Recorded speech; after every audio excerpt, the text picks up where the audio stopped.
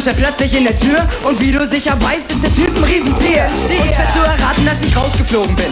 Nach Hause wollte ich nicht, doch wo sonst sollte ich hin? Adieu le franc, bonjour l'euro. Dans quelques jours, le franc, qui était notre monnaie depuis plus de 600 ans, ne le sera plus. Que nous réserve cette révolution? A tout de suite dans le Capital. Lumière sur Marc Lavoine. Sa carrière musicale débute en 1984. Enfant, Marc Lavoine rêvait de rencontrer Piaf et Picasso, Verlaine et Rimbaud. Sous le pont Mirabeau coule la Seine. Marc Lavoine s'investit énormément dans l'écriture, la composition et la réalisation de ses albums. Chacun d'entre eux raconte une histoire nourrie d'instants vécus, une peinture de notre monde. Il aime également partager certaines de ses chansons avec de grandes interprètes féminines. Comment fait-on l'amour si j'avais su, j'ai tout oublié. Par-delà une carrière musicale exemplaire, Marc Lavoine reste un homme simple, généreux et sensible, qui est aujourd'hui solidement installé dans le paysage de la chanson française.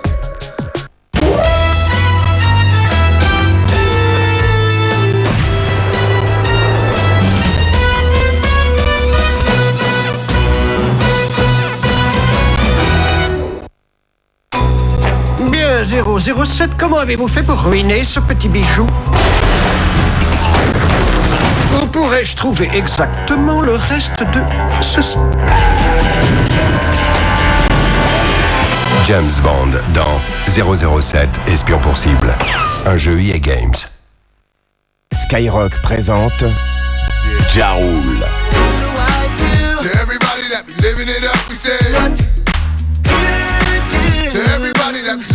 Découvrez le nouvel album de Ja Rule, inclut le tube Living It Up et le duo avec Jennifer Lopez, I'm Real. Pain is Love, l'album incontournable de Ja Rule. Un disque Universal Music. Shaggy. Après ces deux énormes tubes, It Wasn't Me et Angel, Love Me, le nouveau single de Shaggy, l'artiste incontournable de l'année.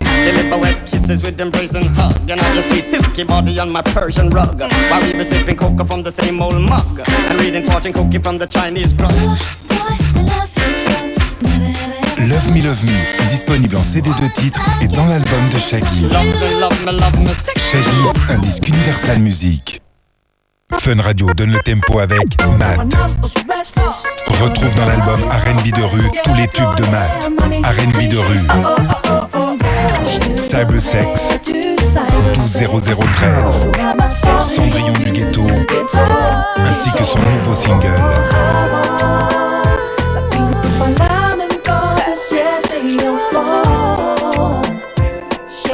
Matt, R&B de rue.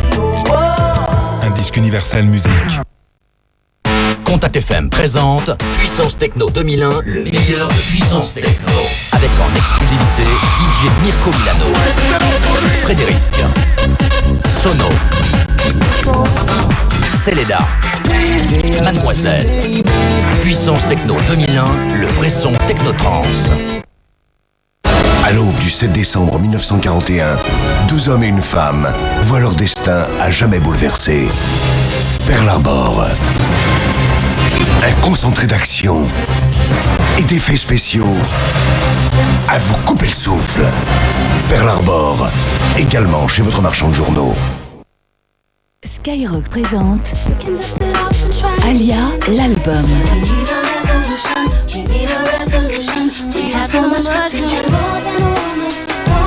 Alia, l'album, inclut les hits Try Again, We Need a Resolution, I Refuse et More Than a Woman. Également disponible en CD de titres.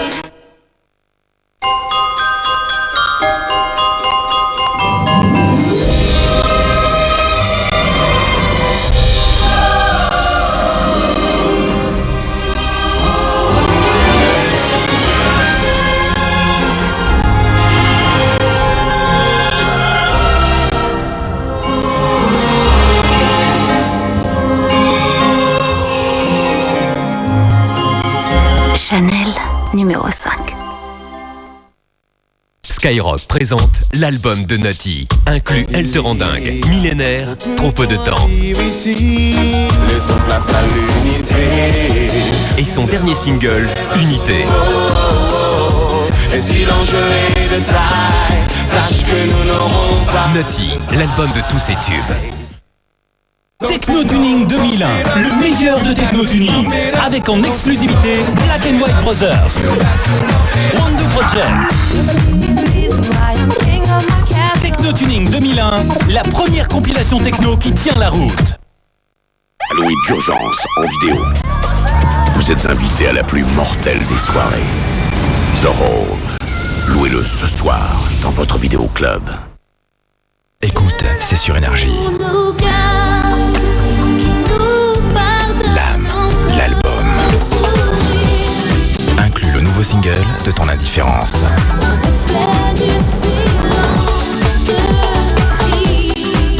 Une vie ne suffit pas, l'album de l'âme.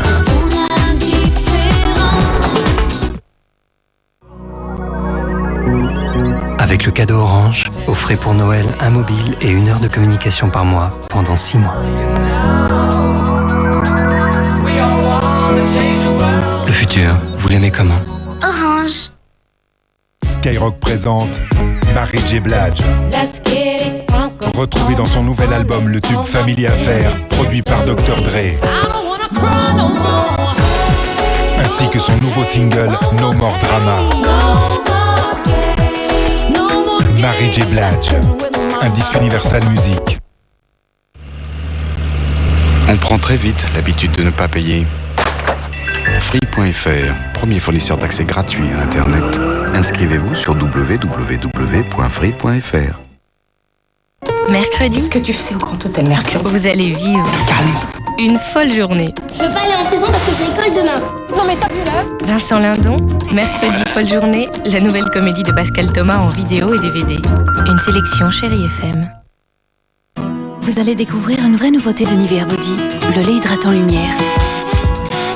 Il illumine la peau, il l'hydrate et en plus, il réchauffe sa couleur.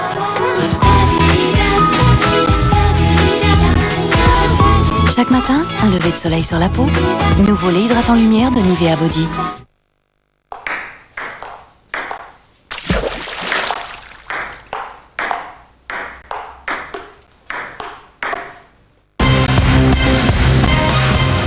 Allô, Jarod, est-ce que tu vas bien? J'ai encore rêvé d'elle. Depuis quelque temps, les nuits de Jarod sont hantées par un ange sombre, une créature qui réveille en lui des démons familiers. Je te demande pourquoi. Car il lui renvoie le miroir de son propre passé. C'est impossible d'oublier qui on est. Je ne dors jamais. D'Archangel et le Caméléon, un couple idéal réuni dans une trilogie à deux, samedi à 20h50 sur M6. Je pense que tu vas être content, Jarod. Avec SFR et Capital, vous serez toujours plus qu'un simple spectateur.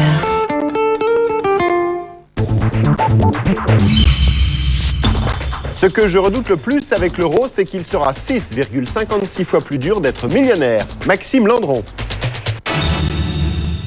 Bonsoir, c'était notre monnaie depuis l'an 1360, le franc. Ce ne le sera plus dans 15 jours. Nous allons avoir une nouvelle monnaie, l'euro. Depuis le temps qu'on en parle, ça y est, c'est arrivé. Vous avez pu découvrir les pièces en euros depuis vendredi dans des sachets, dans des kits.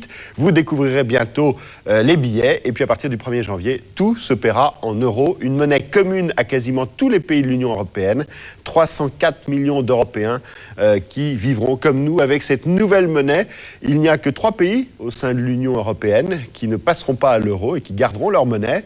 Le Royaume-Uni, la Suède et le Danemark, ces sacrés Anglais qui ne font rien comme tout le monde en Europe et qui vont garder encore un temps leur monnaie. Alors l'euro, beaucoup s'en réjouissent, d'autres le craignent, évidemment, parce qu'il y a des questions qui se posent, des questions de sécurité quant à l'approvisionnement en euros. C'est le plus gros transfert de fonds jamais réalisé en France. Les convoyeurs de fonds ont prévenu que s'il y avait la moindre attaque mortelle, ils bloquaient tout. Il ferait grève, donc une menace de ce côté-là, entre guillemets, et puis aussi des questions sur la sécurité des vrais ou des faux euros, avec la possible fausse monnaie, on ne connaît pas bien ces billets, comment les repérer, les faux euros des vrais. Beaucoup de questions qui se posent, beaucoup d'espoir aussi, une émission entièrement consacrée à l'euro ce soir dans Capital. 100 milliards d'euros, l'équivalent de 700 milliards de francs à distribuer dans toute la France en billets et en pièces. Comment était organisé le convoi du siècle ? Plus que 2 mois pour écouler tous vos francs en espèces. 150 milliards dormiraient sous les matelas. Comment les Français recyclent-ils leur cash ? L'arrivée de l'euro, c'est une aubaine pour les faussaires. Quelles sont les nouvelles techniques de contrefaçon ? Comment pouvez-vous repérer les faux ? Pendant le passage à l'euro, fabricants et commerçants ont tous fait la promesse de geler les prix. À l'arrivée, ont-ils tout de même augmenté ? Et pour commencer cette émission, le convoyage de l'euro, comment a été organisé ce que l'on a appelé le convoi du siècle. C'est en effet un défi sans précédent, le plus grand transport de fonds jamais organisé en France, par air, par bateau ou par route. Police, militaires, mais aussi convoyeurs privés, bien sûr, ont été mobilisés. Comment ont été recrutés les 500 convoyeurs supplémentaires spécialement embauchés pour le transport de l'euro? Sont-ils formés à tout et notamment aux risques encourus? C'est un reportage de Fabien Vincent, Delphine Le Gouef, Pierre Elberg et Bruno Bosque. 4h30 du matin, gare de Trappes en banlieue parisienne. Depuis 48 heures, la zone est surveillée par des CRS, tout spécialement formés. Dans ces caisses, il y a des armes, des grenades et des munitions. Ce train au vieux wagon tagué va servir en pièces d'euros tout le Grand Ouest. Il en a fallu 81 identiques pour alimenter toute la France. Chacun contenait en moyenne 35 millions d'euros, soit 229 millions de francs. Tout le monde est-il dans le train? Identifié, prêt à partir. C'est bien reçu. On démarre.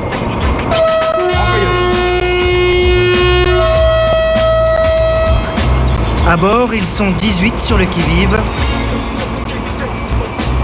Dans cette banale voiture corail, le train est équipé d'une balise satellite. Grâce à ce système, ailleurs en France, d'autres gendarmes surveillent sur leurs écrans le cheminement du convoi. La petite punaise rouge que vous voyez figure le train. Vous pouvez voir qu'elle est en mouvement. Oui, 300 et destinataire 383, nous arrivons à Chartres. Oui, de 300, c'est reçu. Premier arrêt, Chartres, la gare de voyageurs est déserte. À chaque étape, le train largue 2 wagons pour les principales banques du département. On nous dit qu'il y a des centaines de millions de pièces dans ces cartons, mais personne n'a le droit de les ouvrir. Au petit matin, le convoi finit par s'arrêter devant un grand portail métallique. Au-delà, la zone est militaire. C'est une des 5 bases ultra protégées où la nouvelle monnaie est stockée. Bonjour, le lieutenant Guillard, chef d'escorte. Chef de site. Mais ce ne sont pas des soldats ou des CRS qui vont amener l'euro jusqu'à votre supérette ou votre poste. Quelques heures plus tard, même base militaire de Chartres, du côté de la rue. Dans ce fourgon, l'euro quitte tout doucement le domaine de l'État. Ce sont maintenant des convoyeurs privés qui vont prendre tous les risques sans escorte. Pour eux, c'est le marché du siècle, 1/4 de recettes en plus. Mais pour ça, ils doivent recruter.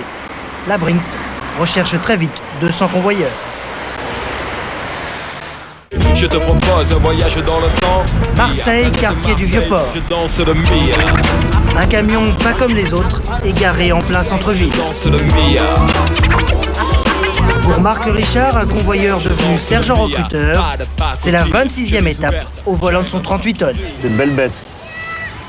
Une belle bête avec des beaux autocollants, disons qu'il a bien été conçu, quoi. Si ces entreprises sillonnent la France, si elles sont descendues dans la rue, c'est que ce n'est pas facile de trouver de nouvelles recrues. Car voici les images qui collent à la peau des convoyeurs. En 5 ans, les attaques de transport de fonds ont fait 16 morts et 42 blessés. C'est une profession endeuillée qui aborde la période à haut risque de l'euro. À chaque enterrement, tous les convoyeurs d'une région sont au grand complet et ils portent le cercueil de leurs collègues.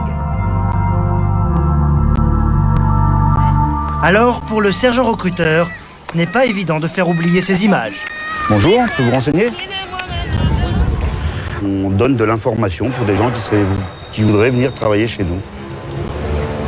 Pour travailler chez vous, il faut quoi? Alors, ça dépend dans quel domaine, dans quelle branche. Déjà, sur un casier judiciaire vierge. Oui, bien sûr. Majeur. Vierge, quand vous dites vierge, c'est-à-dire pas de... Ah, pas de délit. Pas de délit, voilà, tout à fait. Combien le salaire? 9 000 balles. d'un convoyeur de fonds? 9000, 10 000 balles. Ouais, 7005 on va dire. Ah, même moins. 7005. Le braqueur, il tue. Enfin, il tue, ouais. On va dire, en gros, il tue pour une grosse somme d'argent. Et vous, on va dire, si vous devez tuer, ce serait pourquoi? Pour une paye. Vous voyez ce que je veux dire? Pour sauver sa vie, déjà, hein, si on peut. Ça vous intéresserait de devenir convoyeur ou... Personnellement, non. C'est trop de risques. Après l'euro, peut-être, ouais. Pourquoi après l'euro? Parce que l'euro, là, franchement, personnellement, ça va être chaud, là, je crois. Bonjour, monsieur Richard. Bonjour. Vous allez bien? La profession fait peur, mais l'employeur a eu raison de descendre dans la rue. Il a reçu plus de 10 candidatures par poste de convoyeur. Et pourtant, il ne propose que des contrats de 6 mois. Il y a eu beaucoup de demandes? Oui, énormément. Un CDD autour de 7000 francs nets par mois à Chartres. C'est ce qu'a choisi Nicolas, 22 ans. Après 2 mois de chômage, ce jeune menuisier a décidé de changer de vie. Il sera convoyeur d'euros. Un rêve de gosse. Non, parce que c'est pas une vocation que j'ai depuis tout petit d'être convoyeur. Mais c'est vrai que d'avoir l'uniforme, porter une arme, c'est assez valorisant. Vos parents, qu'est-ce qu'ils ont dit quand vous leur avez dit « je veux devenir convoyeur » Ils ont des grosses appréhensions, mais ils ont confiance. Qu'est-ce qu'ils ont dit? Leur réaction, les mots qu'ils ont employés? Tu vas te faire tuer. La sélection est sévère. Nicolas est convoqué à Paris pour un entretien d'embauche. La moitié des candidats n'a pas eu cette chance. Ils ont été éliminés à la simple lecture de leur CV. Oui, bonjour. Bonjour, monsieur Nicolas, pour la formation. Oui, Merci. au 4e. Bonjour, je m'appelle Cécile Rouget, je suis responsable recrutement et mobilité chez Brinks. Je vous ferai passer des petits tests. Ils sont 10 autour de la table. Cécile Rouget leur présente rapidement l'entreprise et leur annonce le programme de la journée. C'était mon cas. Donc il y aura un petit moment un petit peu moins sympathique dans la journée, puisque ceux qui n'auront pas le niveau au test, on va s'arrêter là avec eux, de façon à ne pas vous faire perdre votre temps, ni à vous, ni à nous. Voilà. C'est du calcul, niveau d'une classe de 3e. Après cette épreuve, 5 des 10 candidats sont déjà éliminés. Nicolas a réussi, il attend la 2e étape. C'est l'enquête de moralité. L'entretien est d'abord très solennel. Asseyez-vous. Si vous pensez avoir déjà eu quelques soucis avec la justice, je pense qu'il serait de bon ton de nous le faire savoir d'une autre, parce que sinon vous ne passerez pas le barrage pour obtenir le port d'armes. Jamais d'alcool au volant, pas d'interdit bancaire, mais après viennent les questions plus personnelles. D'abord, l'argent qu'il va transporter, va-t-il lui faire tourner la tête? En région parisienne. Ouais, la menuiserie, c'est un bon métier, ça. Oui, mais c'est pas très payé par rapport à ce qu'on fait. Attendez, vous faites des horaires. Non, mais vous ne voulez pas être convoyeur pour l'argent, j'espère. Non, pas spécialement pour l'argent, non. Qu'est-ce que je veux dire, vos parents habitent dans un quartier plutôt calme, Une résidence calme, oui. Résidence pavillonnaire? Pavillonnaire, oui. C'est un bon point, mais l'inspecteur ira vérifier sur place. On va voir l'environnement. Vous allez dans le quartier où il habite? On va dans le quartier où il habite. Et puis là, déjà, vous savez, dès qu'on arrive dans le quartier, on se rend compte. Vous entrez dans une cage d'escalier où vous avez les poubelles qui traînent par terre. On n'a pas trop envie de continuer. Autre vérification, parmi les proches de Nicolas, quelqu'un a-t-il des problèmes d'argent? Donc, votre beau-frère exerce une profession, lui aussi? Non, il est au chômage actuellement. Ah. Et il y a longtemps qu'il est au chômage? Non, pas trop, ça fait... Vous le voyez fréquemment? Toutes les semaines. Tout se passe bien? Ouais. D'accord. Pourquoi vous posez cette question? Vous savez, traditionnellement, on se dit que quelqu'un qui travaille pour une entreprise de transport de fonds approche des valeurs. Et c'est vrai que ça peut être tentant pour quelqu'un qui est en train de galérer d'avoir un ami ou une relation qui peut-être pourrait permettre et puis les renseignements et puis ce genre de choses, c'est pareil, c'est à prendre avec beaucoup de précautions. Nicolas a plu. Son dossier est ensuite envoyé à la préfecture de police pour qu'il obtienne son permis de port d'armes. Et à nouveau, les policiers feront leur petite enquête. Le tout prendra entre 2 et 4 mois. Pendant ce temps, il faut occuper les nouvelles recrues. C'est dans cette forteresse couverte de caméras que Nicolas a été affecté pour patienter. C'est un centre où on trie l'argent. Pour pénétrer dans ce bunker, il faut passer 3 sas successifs que nous n'avons pas été autorisés à filmer. L'ambiance est studieuse, on entend surtout la monnaie qu'on brasse. Nicolas est affecté au tri des pièces. C'est plutôt répétitif. Il gagne 5500 francs net par mois. À l'abri de ses murs, il n'a pas droit à la prime de risque. Normalement, les convoyeurs, ils n'ont pas le droit d'entrer ici. Ils n'ont pas le droit de voir de l'argent. C'est-à-dire que quand ils manipulent les sacs de clients, ils ne voient pas ce que c'est fermé. Ils n'ont pas de l'argent entre les mains, quoi. Donc dans une agence, il y a deux mondes parallèles, quoi, presque. Enfin, même trois. Il y a les billets, la monnaie et le convoyage. Les convoyeurs ne voient jamais l'argent qui est emballé ici. C'est pour éviter toute tentation. Les deux femmes qui dirigent l'équipe sont armées en permanence. Tout le circuit de l'argent est informatisé, compté et recompté. Et chaque employé est filmé non-stop pour éviter les litiges. Depuis quelques jours, les premiers billets d'euros sont arrivés. Il y a combien là dans cette liasse 50 000. 50 000 euros. 50 000 euros, ça fait combien de francs? Aucune idée. C'est plus de 300 000 francs, c'est ça? Voilà. Rien cette liasse-là? Oui. Et en tout, sur la table, il y en a pour plus de 2 millions de francs. C'est environ 21 ans de salaire pour cette femme. On arrive à oublier que c'est de l'argent, enfin que ce sont des billets. Ils sont beaux. 3 mois après l'avoir demandé, Nicolas a enfin obtenu son permis de port d'armes. Mais l'entreprise exige qu'il revienne à Paris pour une semaine de formation pratique. Il lui reste des épreuves de tir et ça l'excite. J'aime tirer. T'aimes tirer, mais tu aimes les armes ou... Non, c'est pas que j'aime les armes, c'est que... Bah, je sais pas, j'aime tirer, ça me... J'aime bien. D'emblée, l'instructeur va mettre la pression. Monsieur Ménesson, est-il là? Oui, non? Non, pas de monsieur Ménesson. Bon, mais c'est très bien. Donc on attend encore 5 minutes. Guy Delas a passé 21 ans dans l'armée. Il a fait plusieurs stages commando et il déteste les retardataires. Alors pensez que la qualité de la prestation et du service, c'est déjà la ponctualité. On est bien d'accord.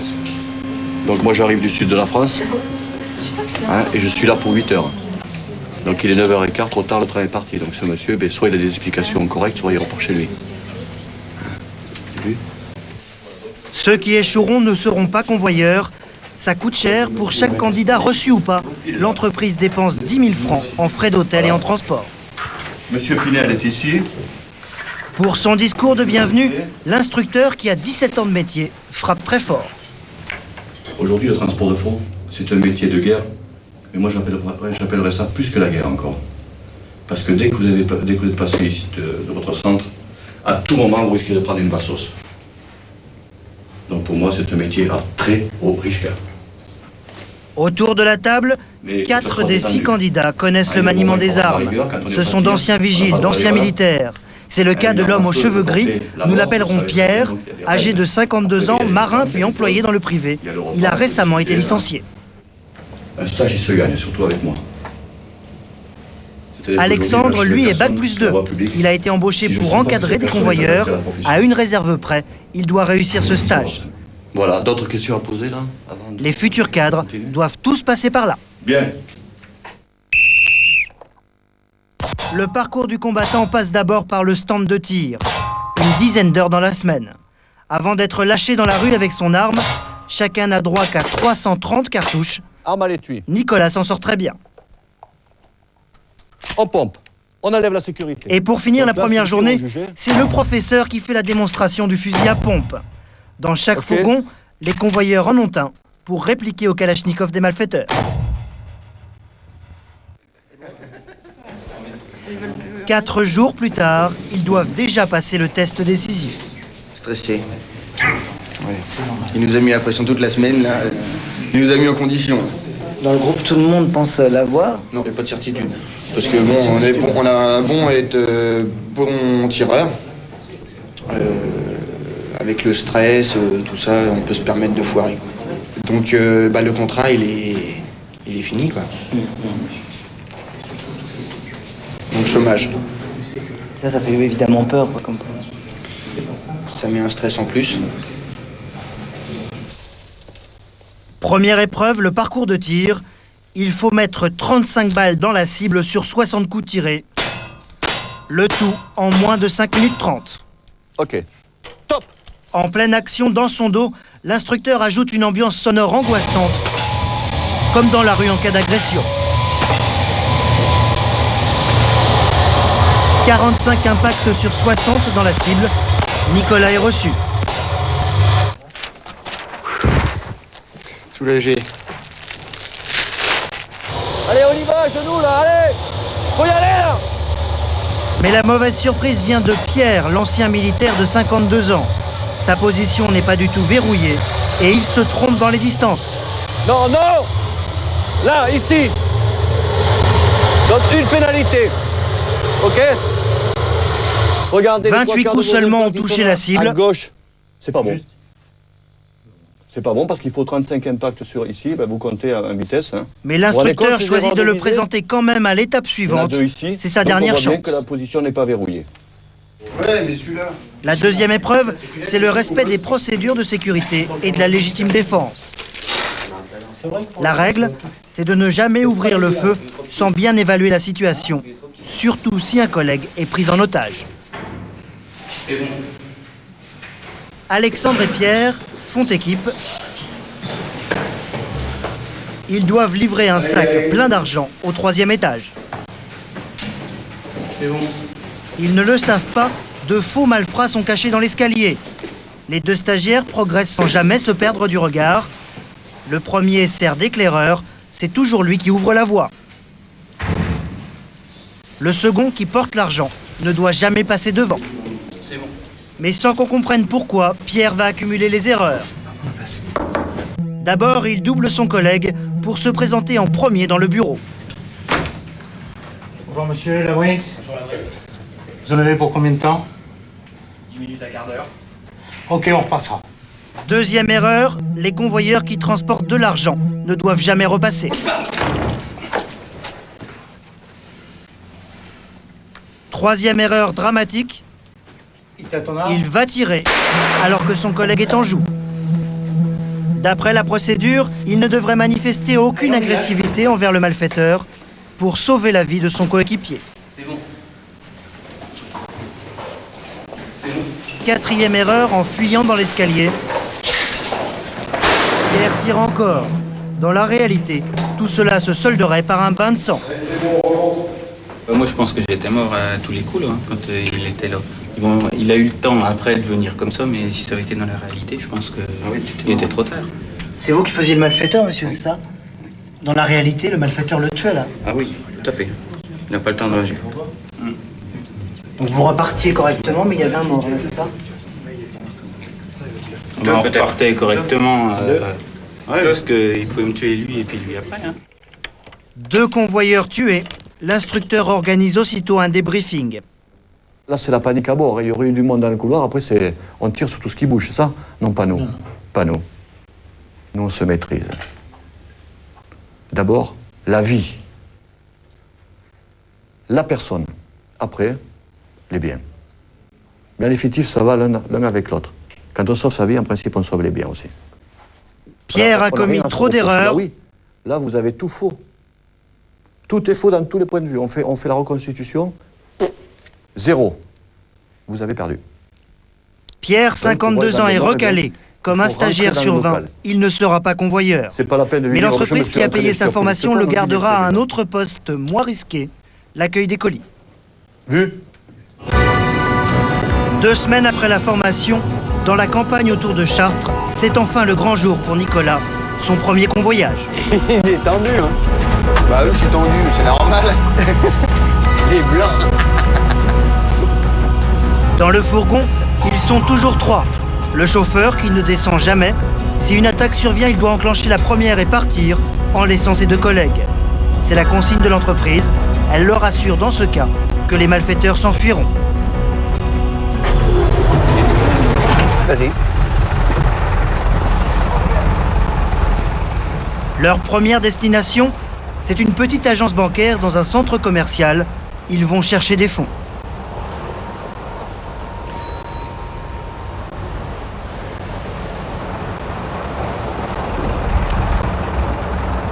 L'homme qui chaperonne Nicolas est surnommé Papy. Pierre Brosseron a 17 ans de métier et dans 1 mois, il sera à la retraite. C'est bon? Eh, faut que tu me suives! Ouh! Oh! Nicolas, faut que tu me suives là. Tu viens avec moi. Hein.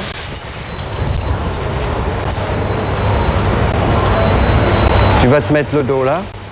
Comme tous les chefs d'équipe, Papy est le plus expérimenté. Il détient les clés des banques. C'est bien. Il connaît tous les codes. Tu vas sortir le premier. Vas-y. Et en sortant, c'est lui qui porte l'argent. Ça va, ça passe bien ? Ça va. Ça commence bien pour Nicolas, il est encore tôt. Le centre commercial est désert. Le cauchemar des convoyeurs, c'est la foule. Mais là, et t'attends que je monte dans le camion. Car en cas d'attaque, ils ne peuvent pas ouvrir le feu.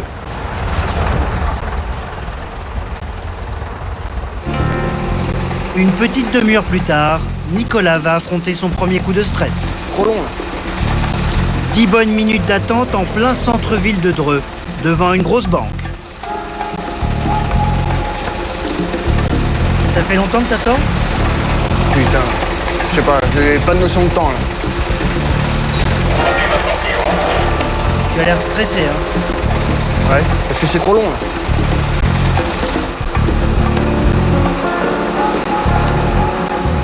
Nicolas fait des allers-retours dans le hall.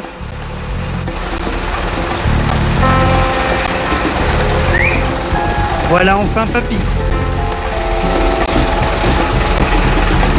C'est long, ouais. Oh putain. Ouais, c'est long. Ah ouais, c'est très très long, ouais. Ça fout les boules. Hein. Là, tu remettras ça dans le coffre. Ouais. Le stress, Papy s'y est habitué. La campagne de Chartres est plutôt paisible. Et pourtant, en 17 ans, le convoyeur chevronné a échappé à 2 attaques qu'il évoque brièvement.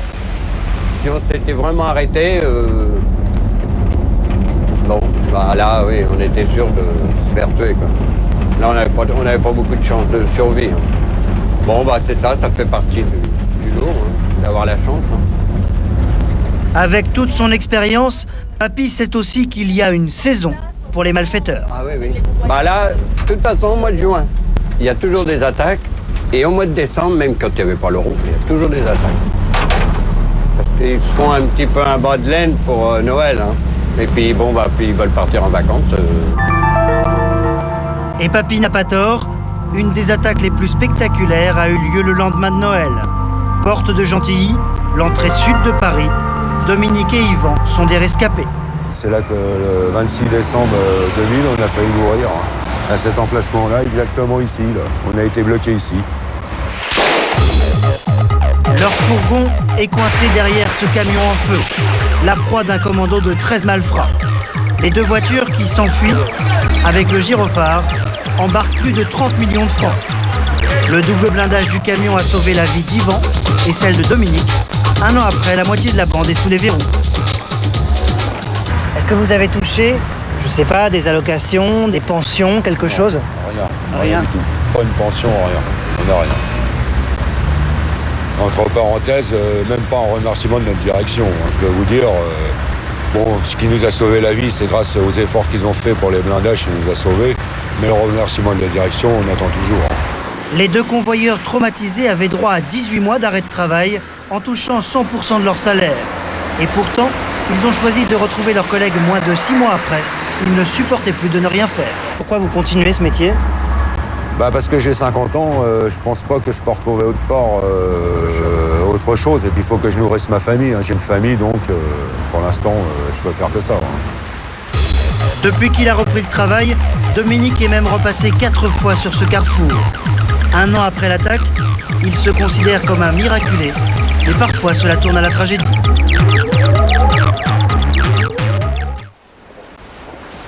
Bordeaux, une petite rue dans les beaux quartiers. Un autre rescapé, Fernando Segovia, 52 ans dont 18 comme convoyeur. Il boitera toute sa vie à cause de ce qui s'est passé ici, le 25 janvier 99. Là, mon copain est tombé là. Mon copain est sorti par la porte, il s'est mis en protection, et l'autre a ouvert la porte, et il a poulé, boum, il t'a mis dans la tête. Hein. Il avait quoi comme arme ? Le a tiré lui-même, et il avait un fusil à pompe. Donc il a tiré à bout portant presque. À bout portant. Les malfaiteurs s'étaient cachés dans cette fourgonnette blanche, garée devant l'entrée principale de la banque. À bout portant, il tue un convoyeur, jeune père de famille.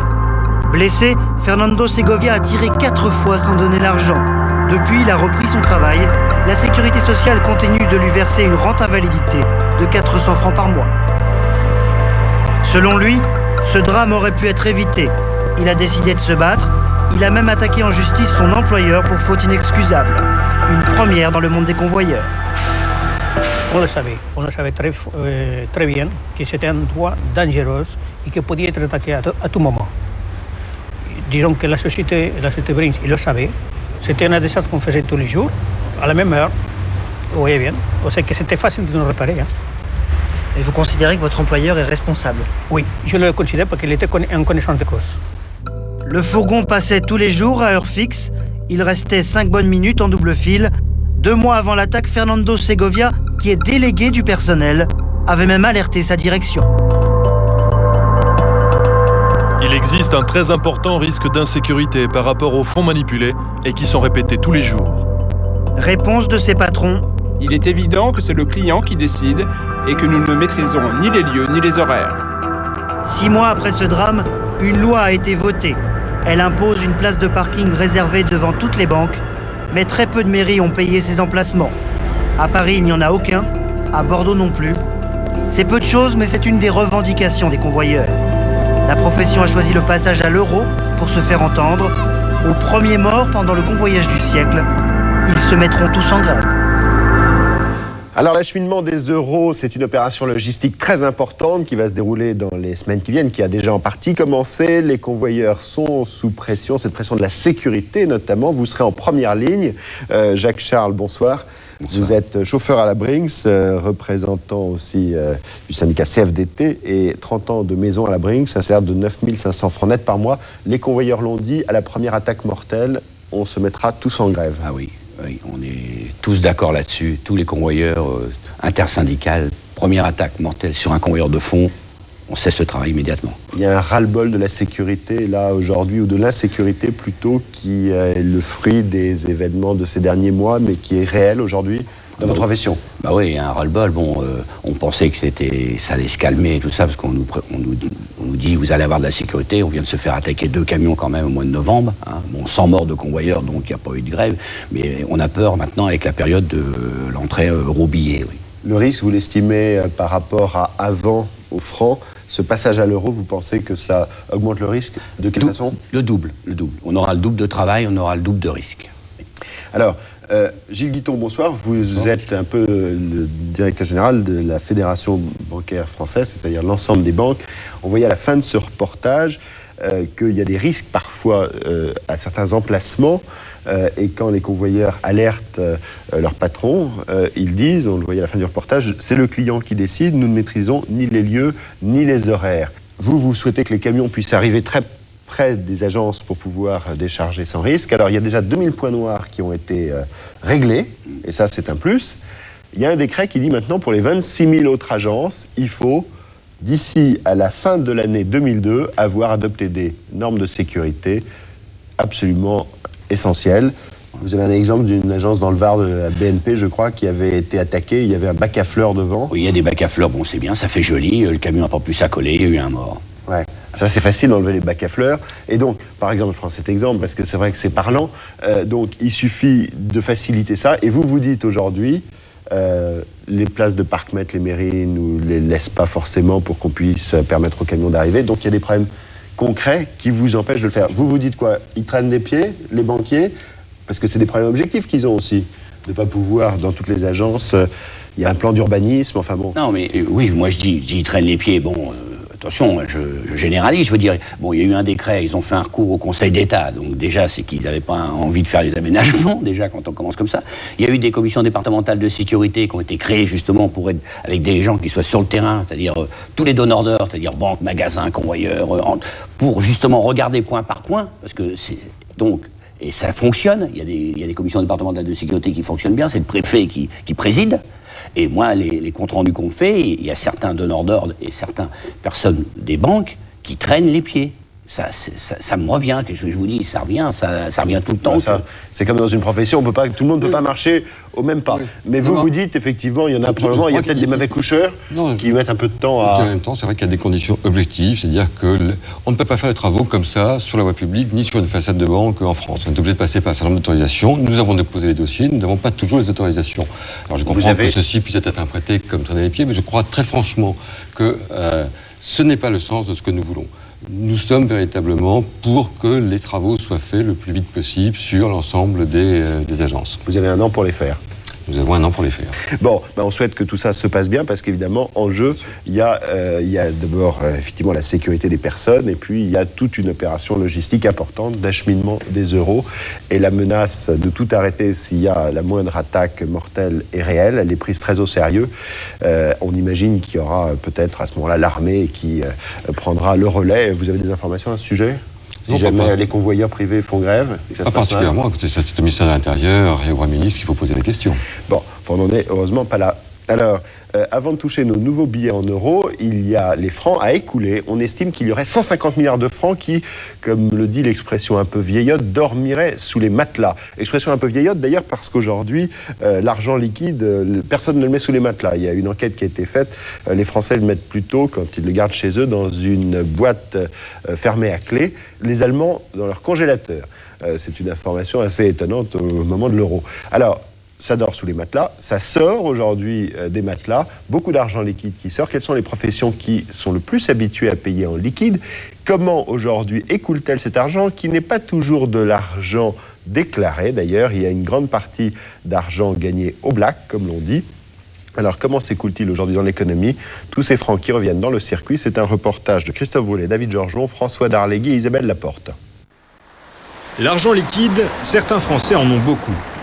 Jean-Pierre est un gros commerçant en maroquinerie en province. Vous ne verrez pas son visage, ni même ses mains, car il ne déclare pas au fisc tout l'argent qu'il gagne.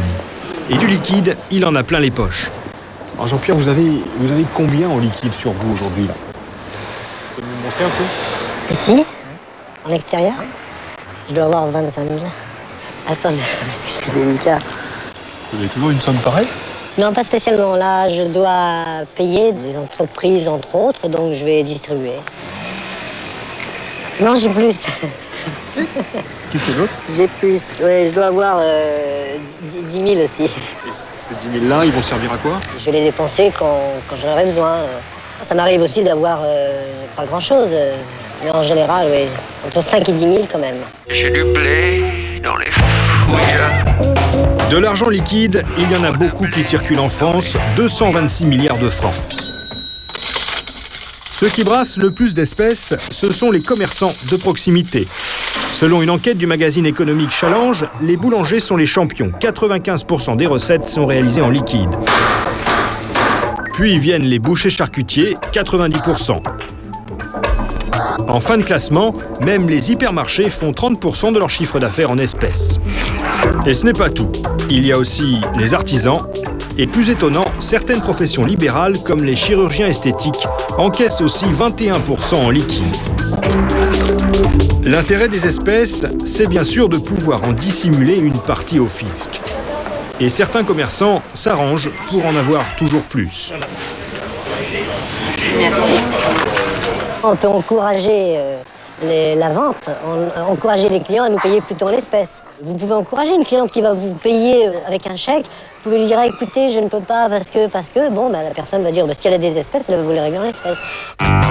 Si vous voulez tout de même payer par chèque, les commerçants ont un moyen de le transformer en liquide. Ils vous disent de ne pas remplir l'ordre, en prétextant que le magasin apposera son tampon. Ensuite, le commerçant peut tout à fait remplir ce chèque à l'ordre d'un ami. Celui-ci n'a plus qu'à l'encaisser à la banque et lui verser en échange la somme en liquide. Tout cet argent non déclaré, Jean-Pierre le réinjecte en premier lieu dans son entreprise. Il s'en sert par exemple pour donner des primes sous forme d'enveloppe à tout son personnel. On va prendre un exemple. Une personne travaille, gagne 7 000 francs par mois. Elle a bien travaillé, elle a droit à une prime de 1 000 francs. Je lui rajoute ces 1 000 francs sur son bulletin de salaire. À cause de ça, je vais payer 1 000 à 1 500 francs de charges sociales. L'entreprise aura sorti 2 500 francs, déclarés. Deuxième hypothèse, je donne aux salariés, non pas 1 000, mais entre 1 500 et 2 000 francs, on va dire. Et l'entreprise n'a pas de charge à payer. Tout ça, c'est payé, on va dire, au black, comme vous dites, au black, en espèces que vous voulez. C'est pas déclaré. Elle n'aura pas touché 1000 francs, elle aura touché entre 1005 et 2000 francs. Et l'entreprise n'aura pas sorti 2500 francs, elle aura sorti que 2000, un peu moins de 2000 francs. Pourquoi voulez-vous que moi, je paye des charges quand elle n'est pas contente et moi, je suis pas content? De cette manière-là, elle touche plus. Moi, je paye moins de charges, tout le monde est content. Le plus content de tous, c'est quand même Jean-Pierre. Chaque année, il déclare 1 million de francs de revenus. Là-dessus, il paye 400 000 francs d'impôts. Combien devrait-il payer s'il déclarait aussi l'enveloppe d'argent liquide qu'il s'attribue? J'ai 500 000 francs par an, environ, comme ça, au blague. Si je l'ai déclaré aussi, c'est pas 400 000 d'impôts, mais dans les 670 000 francs d'impôts à payer. C'est de la fraude fiscale, c'est interdit. Mais avec ça, Jean-Pierre dispose de 270 000 francs en plus chaque année. Disons que je vis plus confortablement. Je ne mène pas une vie de pacha non plus, mais je ne me prive pas. Je ne regarde pas la dépense, disons, au quotidien, comme ça. Un week-end où vous dépensez, je sais pas, 20 000 balles, c'est sympa. Je ne vais pas le faire régulièrement chaque semaine, parce que, pas à ce point non plus, mais je le ferai. Les restos, les sorties, les choses diverses, tout ça c'est payé de cette façon-là, pas de problème. Payer avec de l'argent liquide au black n'est pas seulement limité à de petites sommes. L'un des secteurs où les espèces non déclarées sont monnaie courante, c'est l'immobilier. Proposer du black à un promoteur ou un agent immobilier est parfaitement illégal. Mais cela peut être un argument de négociation dans la vente, comme l'a expérimenté Caroline lorsqu'elle s'est acheté un appartement. Alors, j'ai été entourée par des amis en fait qui travaillaient dans l'immobilier et qui connaissent visiblement toutes les combines. Dès le départ, ils m'ont mis au courant en me disant qu'il y avait des choses à faire. Si je bénéficiais donc d'une somme en liquide, je pourrais faire largement baisser le prix. Elle dispose de 500 000 francs en liquide. Elle propose au promoteur de payer une partie de l'appartement avec cette somme. Apparemment, ça n'étonne personne. Pas même le notaire, qui se rend complice de cette opération illégale. Le notaire, je n'ai pas pu le prévenir par téléphone, c'était trop risqué. Donc 5 minutes avant de rentrer dans la pièce avec le vendeur, je l'ai pris à part et je lui ai expliqué tout simplement que j'avais des chocolats. C'est le terme employé communément dans la profession pour dire qu'on a une somme en liquide à écouler et que ça va se faire pendant la transaction. Donc c'est de lui-même, avant la signature de l'acte, qu'il s'est levé et qu'il nous a expliqué avec un grand sourire qu'il allait aux toilettes. On sort l'enveloppe, à ce moment-là, le vendeur ouvre, compte la somme rapidement, tout le monde est content, le notaire peut revenir, fait semblant de n'avoir rien vu, rien entendu, et l'acte notarié peut se signer tout à fait officiellement. Avec ce paiement en liquide, Caroline a fait baisser le prix de 200 000 francs. Mais ce n'est pas la seule économie qu'elle a réalisée. Premièrement, j'ai économisé sur le prix de vente. Et puis ensuite, j'ai également fait une économie sur les frais de notaire, puisque le prix officiel était beaucoup plus bas. Et puis troisièmement, j'ai économisé également sur l'emprunt grâce à la somme liquide que j'ai pu mettre par ailleurs. Au total, Caroline a économisé près d'1 million de francs sur son 5 pièces. Tous ces francs en espèces dissimulés au fisc, il va bien falloir s'en débarrasser. Car le 18 février, vous ne pourrez plus rien acheter avec dans les magasins, seul l'euro sera accepté. Alors comment ceux qui ont beaucoup de liquide peuvent-ils en profiter sans se faire repérer? Première solution, le dépenser dans le commerce. Avec une caméra cachée, nous nous rendons chez un concessionnaire automobile pour acheter une voiture à 130 000 francs. On peut s'asseoir? Ça m'arrangerait qu'il y ait en espèces la totalité de la somme. Les espèces, on est plafonné à prendre que 20 000 francs. Combien? 20 000. Sinon, il regarde. On peut le prendre si vous voulez. Quand on serait contrôleur, à 50 balles d'amende par infraction. Aussi incroyable que cela puisse paraître, vous ne pouvez pas payer plus de 20 000 francs en liquide. C'est la loi pour lutter contre la fraude fiscale. En cas d'infraction, commerçants et clients risquent une amende solidaire de 100 000 francs. Mais tous les commerçants ne sont pas aussi scrupuleux que ce marchand de voitures. Au cours de notre enquête, la plupart d'entre eux se sont montrés plutôt complaisants avec notre argent à écouler.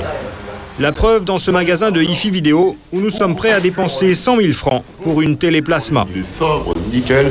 C'est vraiment un tableau que l'on vient positionner à l'intérieur de l'appartement. Vous acceptez un paiement en espèces? L'argent? Donc? Je vous fais 5%. Et en plus, on obtient même une réduction. Apparemment, en ce moment, nous ne sommes pas les seuls à vouloir écouler de l'argent liquide, comme nous le confirme ce marchand de salon en cuir. Vous, ce qui vous intéresse, c'est le payer comment, en euros ou en francs? En francs. En francs. En francs, bien de chez nous. Beaucoup de monde. Bien liquide. Ah bon, il y a beaucoup de monde en ce moment qui... Ça, c'est la folie. En temps normal, on va dire une vente sur 20, voilà, en moyenne, c'est en liquide. Avant. Maintenant, c'est bien 1 sur 3. En ce moment, c'est de la folie. Ouais. Dépenser son argent liquide dans le commerce, c'est la première possibilité. La deuxième solution est encore plus simple, il suffit d'aller poser le magot sur son compte en banque. Mais là, attention, le banquier est tenu d'être très vigilant avec le cash qu'on lui apporte. Je vais vous demander bien de vouloir signer.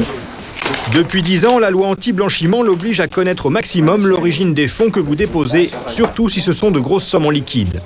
Il a même l'obligation de vous dénoncer à un service de police financière s'il a des soupçons sur l'origine illicite de l'argent. Les banquiers respectent-ils ces obligations ou sont-ils prêts à tout accepter les yeux fermés? Quelles questions posent-ils pour s'assurer de l'origine des fonds? Un de nos collaborateurs va essayer de déposer 200 000 francs en espèces sur un compte qu'il n'utilise plus depuis 2 ans. Bonjour madame. Alors, dites-moi tout. C'est simple, je viens faire un dépôt. C'est un dépôt en liquide de 200 000 francs. Vous avez un justificatif? Un justificatif de quoi? De l'origine de cette somme? Non. Non? Et non, et non. Ah, bah, vous Jean-François? Mais qu'est-ce que vous entendez par un justificatif? Il faut qu'on puisse donner un code. Oui, il faut qu'on codifie les opérations. C'est-à-dire que... La Banque de France, soit c'est un salaire, soit c'est un héritage, soit c'est... Ah d'accord, donc il faut juste que je vous explique la raison. Quoi. Oui, c'est ça. Tout simplement, on ne demande pas... Je croyais que vous vouliez des papiers administratifs. Non, on s'en fout. On n'est pas la police, donc ça ne nous regarde pas. Non, la police, ça ne me dérange pas, c'est plutôt le fisc que... Oui, c'est une donation de mon grand-père qui a donné la même somme à ses 5 petits-enfants. Maintenant qu'il y a un acte notarié? Ah non, c'est... Non, une donation comme ça. De madame. Voilà. La seule chose, c'est que si vous avez un contrôle fiscal, c'est vous qui êtes responsable de la justification des sommes déposées sur votre compte. Mais nous, il n'y a pas du tout de dénonciation de la banque auprès des autorités fiscales. Sans sourciller, la banque a donc accepté l'histoire de donation de notre grand-père et a encaissé l'argent. Mais ce qu'elle ne nous a pas dit, c'est que ce genre de versement va aussitôt attirer l'attention du service de surveillance interne. Toutes les banques en ont un. La BRED a accepté de nous montrer son fonctionnement.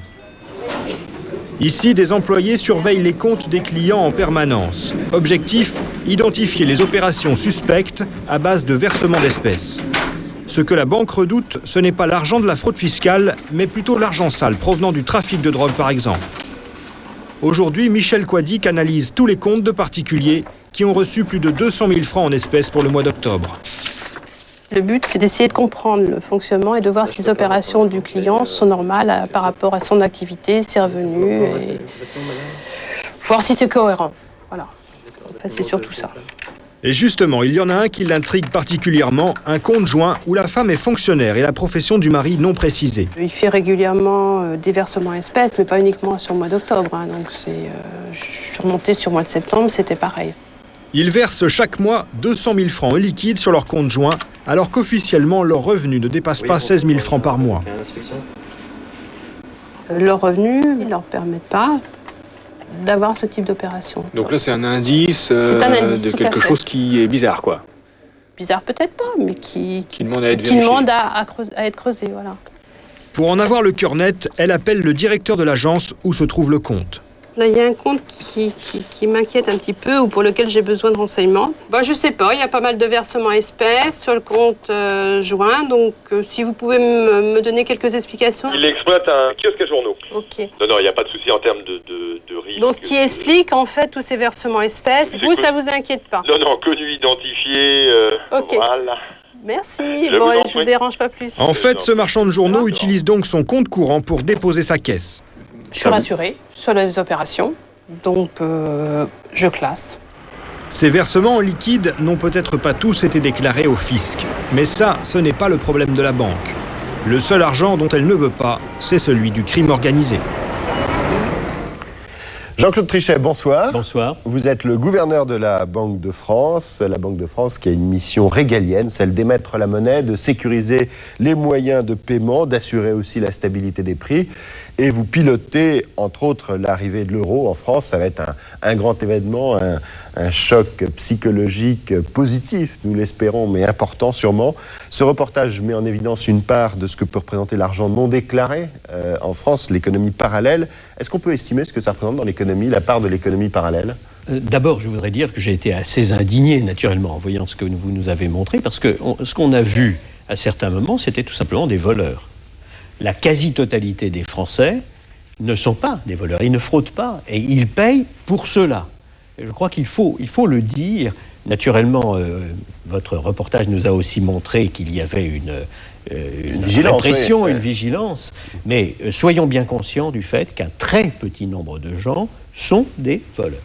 Ça représente quelle part dans l'économie, ce qu'on appelle le black? Nous n'avons pas d'estimation qui soit précise, si vous voulez. Je crois que ça a diminué dans toute l'Europe, d'ailleurs, au cours de ces derniers temps ou de ces dernières années.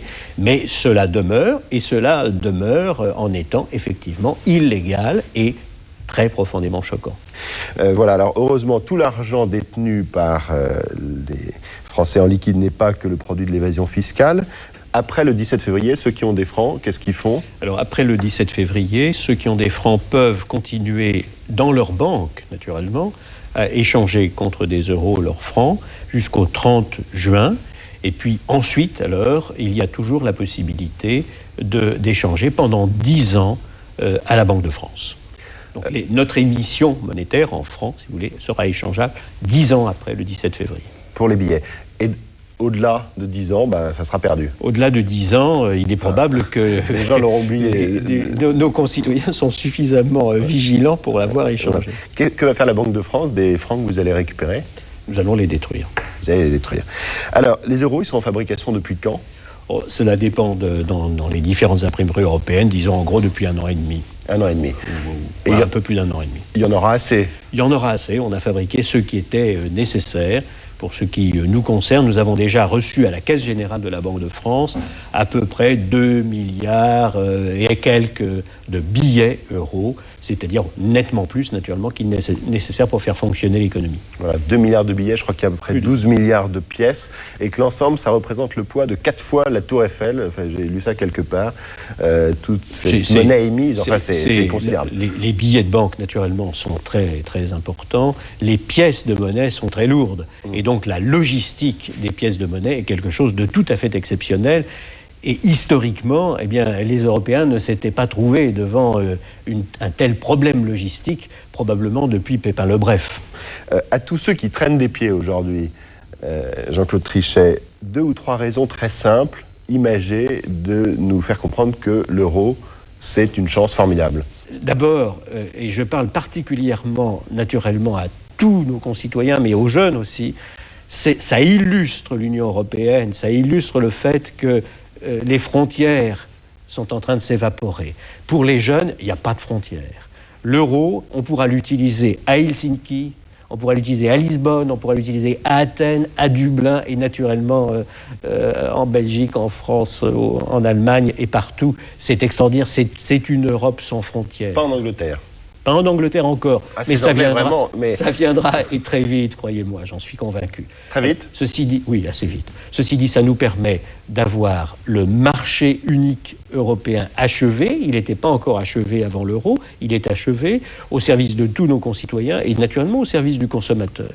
Est-ce qu'à terme, ça fera baisser les prix ?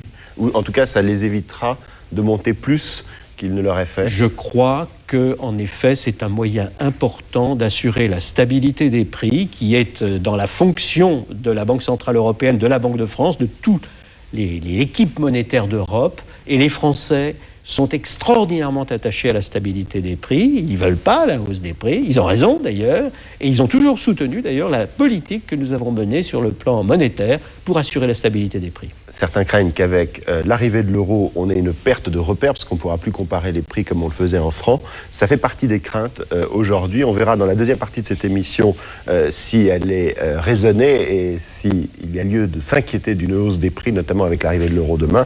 D'autres sujets que nous verrons dans un instant après une page de publicité. À tout de suite. L'arrivée de l'euro, c'est une aubaine pour les faussaires. Quelles sont les nouvelles techniques de contrefaçon? Comment pouvez-vous repérer les faux? Pendant le passage à l'euro, fabricants et commerçants ont tous fait la promesse de geler les prix. À l'arrivée, ont-ils tout de même augmenté?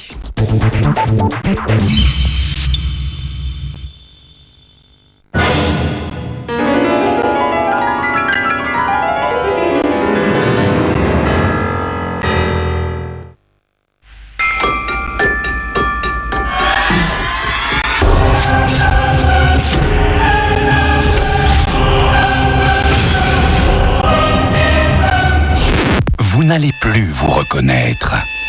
Devil May Cry, par les créateurs de Resident Evil. 2 hommes, une femme. 7 décembre 1941. Leur destin bascule. Pearl Harbor, en vidéo et DVD collector.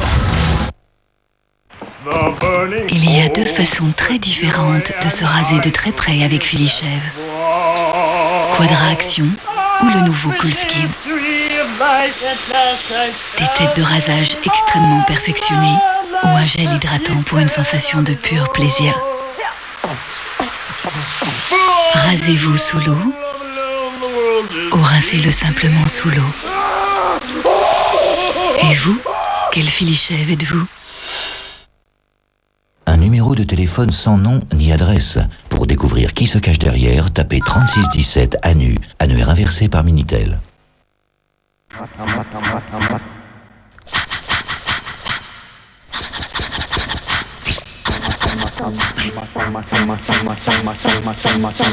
Une image d'une netteté incroyable. Numérique et multifonction, ce sont les téléviseurs numériques multimédia de Samsung. Un monde de précision où chacun est le bienvenu.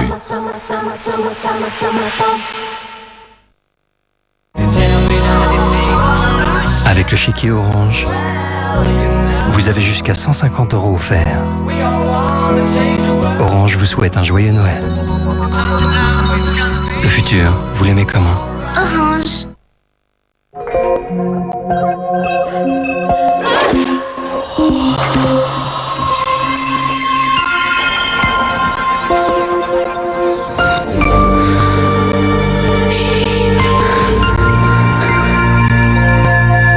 Initial, le parfum perle, boucheron. Well, I'm wild and the hell's free. Come on, baby, you belong to me. Sweet kiss makes my engines.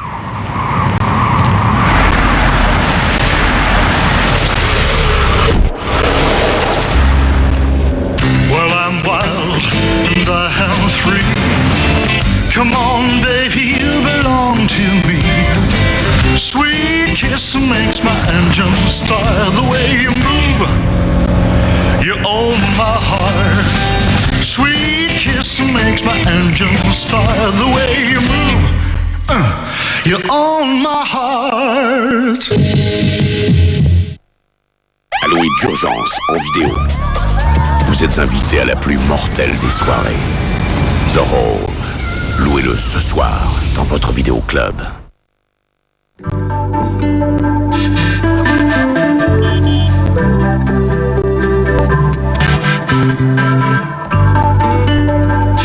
Appareil numérique Kodak EasyShare avec station d'accueil. Appuyez sur le bouton pour transférer et vos photos sont prêtes à envoyer par email ou à imprimer. La photo numérique n'a jamais été aussi simple.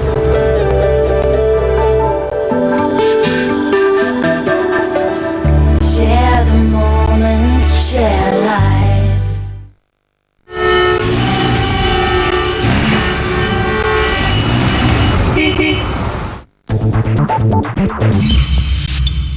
Deuxième partie de cette émission consacrée à l'euro avec une crainte exprimée par beaucoup face à ces nouveaux billets que nous ne connaissons pas encore, c'est de se voir refourguer des faux euros. Parce que l'euro, c'est malheureusement aussi, peut-être, une aubaine pour les faux monnayeurs avec la même monnaie dans 12 pays pour 304 millions de personnes. Alors, quels sont les risques de voir apparaître de faux euros ? Comment les détecter, s'il y en a, et que risquent les faussaires? C'est un reportage de Thibaut de Barbérac, de Tony Casabianca, Yves Tournou et Sonia Roussel. Fin novembre, dans cet immeuble de la banlieue parisienne, une grande banque forme son personnel. Autour de la table, une douzaine de guichetiers d'accueil. Dans les agences bancaires, ce sont les premiers interlocuteurs des clients. S'ils sont réunis aujourd'hui, c'est pour découvrir les billets en euros. Le grand scoop. Des billets. Hein? Des vrais billets. À partir du 1er janvier, dès qu'un client viendra retirer de l'argent, ils devront lui donner des billets comme cela. C'est peut-être le truc du pays, peut-être bien. Y, peut-être c'est peut-être. Ils ont une bonne qualité de papier, ils ont des belles couleurs. Je ne pense pas que les gens puissent se tromper. Ils ont des tailles différentes. Avant, les gens se trompaient entre les 100 et les 200. Là, la taille est différente. Les couleurs sont différentes, donc normalement, ils ne devraient pas se tromper. Normalement. Des billets simples à utiliser, d'autant plus qu'ils sont identiques dans tous les pays de la zone euro. Il n'y a aucune particularité nationale dessus. Et pour que les consommateurs n'aient pas peur de se retrouver avec des faux billets entre les mains, sur chaque coupure, il y a 63 signes de sécurité, comme cette bande argentée sur le côté. Ici, nous avons un filigrane. Donc on voit effectivement en transparence le fil de sécurité qui est ici.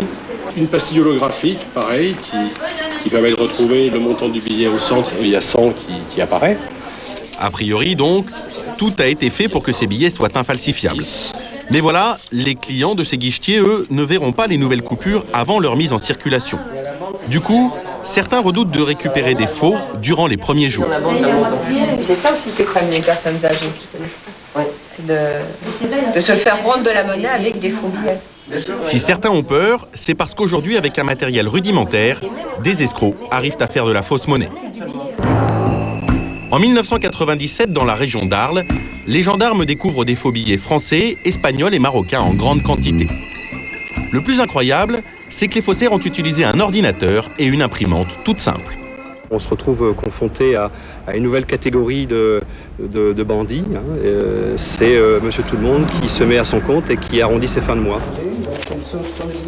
En France, un billet sur 40 000 est faux. C'est très peu. Mais avec l'arrivée de l'euro, le danger est-il plus important? Pour la police, ça ne fait aucun doute.